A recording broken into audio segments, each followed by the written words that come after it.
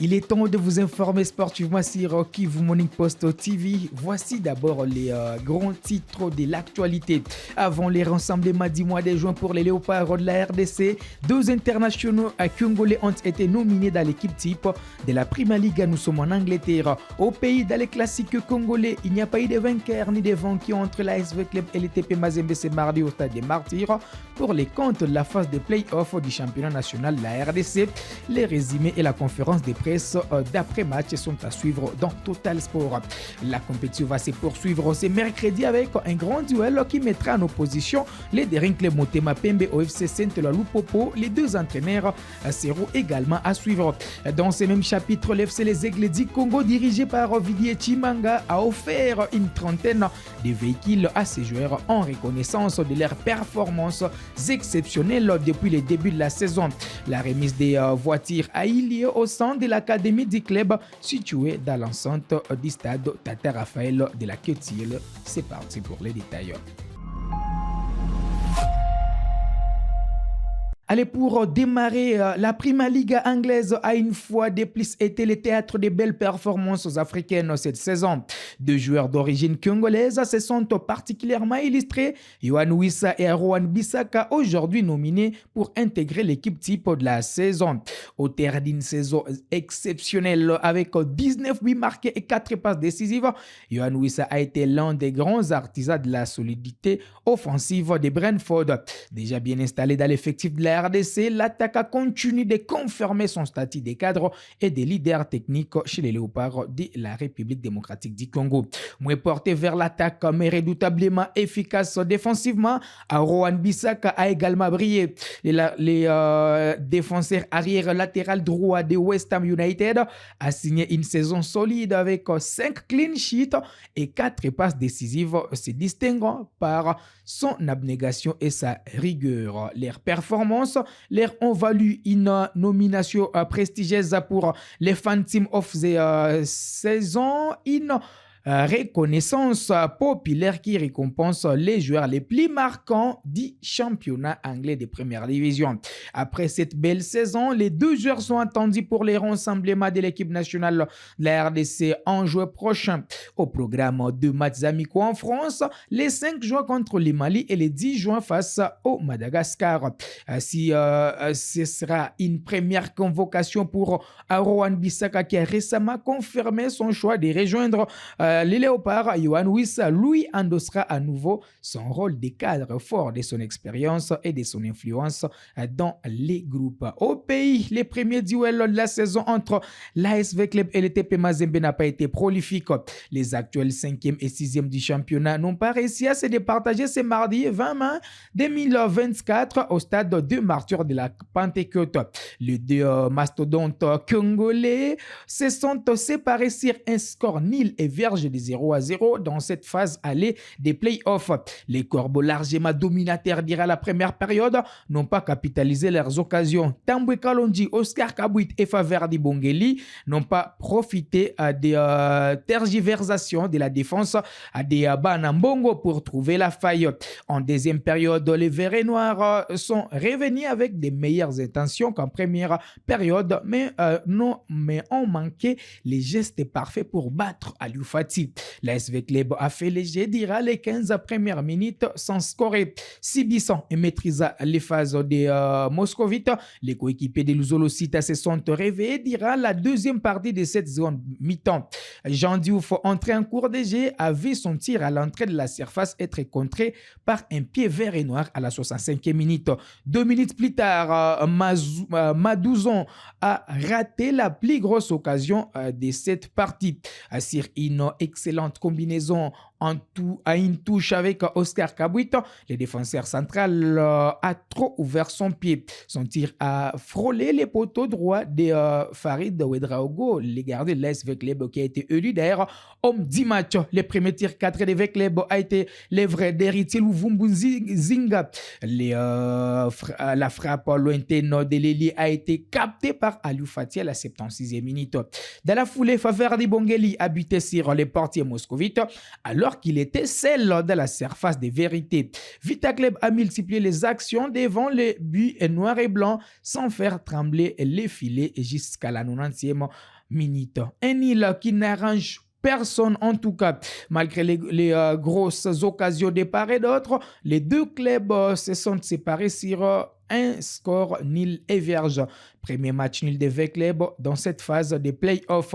Deuxième nul d'affilée pour l'ASV Club après celui face au Daring Club Motema Pembe. Les deux clubs sont toujours côte à côte au classement. Cinquième, l'ASV Club 12 points à 2 unités de plus que les TP Mazembe, sixième avec 10 points. Le manque d'efficacité a été un handicap pour les TP Mazembe, a reconnu son entraîneur Lamine Diaye. Vous l'avez dit vous-même, hein? Il a manqué les deux, surtout l'efficacité. Parce que je pense que en première mi-temps, déjà, on aurait dû faire la différence. Malheureusement, le manque d'efficacité était criard. Et après, quand vous laissez l'adversaire en vie, bah, il arrive un moment où c'est peut-être toi-même qui te mets en danger. Et c'est ce qui s'est passé sur quelques actions. Mais ceci dit, je pense que ça a été un match plaisant, vivant. Nous, ce que je viens de dire aux garçons, il a manqué l'efficacité. Pas de détermination, parce que je pense qu'ils étaient déterminés pour gagner ce match, mais il y a eu un excès de précipitation plutôt à la finition. Ouais, mais justement, pour que ces jeunes-là deviennent grands, il faut de la compétition. Et je pense qu'ils apprennent. Ils apprennent, et je pense que depuis le début de saison, ils ont progressé. Ils ont vachement progressé. Maintenant, il manque juste cette efficacité. Quand tu prends une équipe à la gorge, il faut la finir. Et je pense qu'avec le temps, et peut-être même très très très vite, ils vont y remédier. Parce que je pense que la qualité est là, et bon, ils sont capables de faire des très bonnes choses. Pour l'entraîneur de l'ASV Club, Pascal Grossbois, son équipe a manqué d'automatisme pour battre les TP Mazembe. On a eu du mal à rentrer dans le match parce qu'on manquait encore un peu d'automatisme par rapport au TP. On a subi la première mi-temps, ça c'est clair, et notre idée était vraiment de rester à 0-0 à la pause. Et la deuxième mi-temps, par contre, a été pour nous. Donc je dirais que chacun a eu sa mi-temps.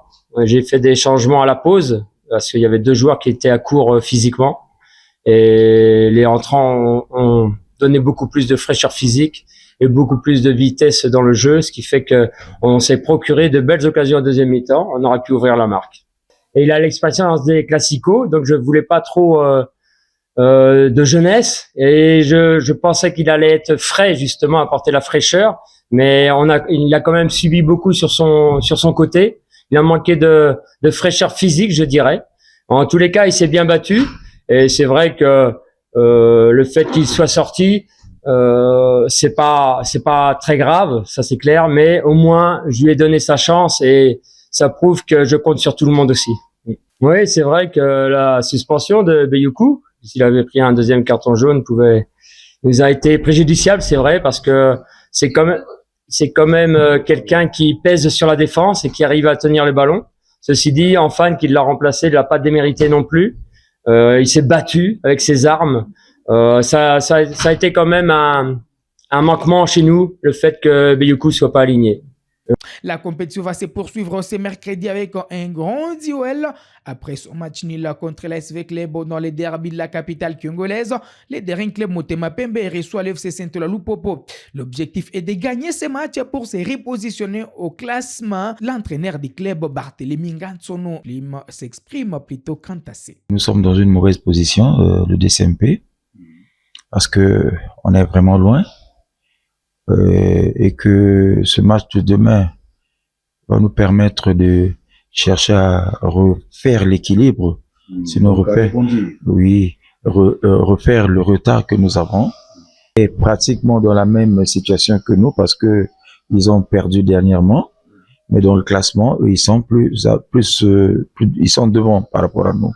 Et donc, un match difficile demain où il va falloir tout mettre en place pour que nous puissions gagner et ne pas rester trop loin par rapport au podium.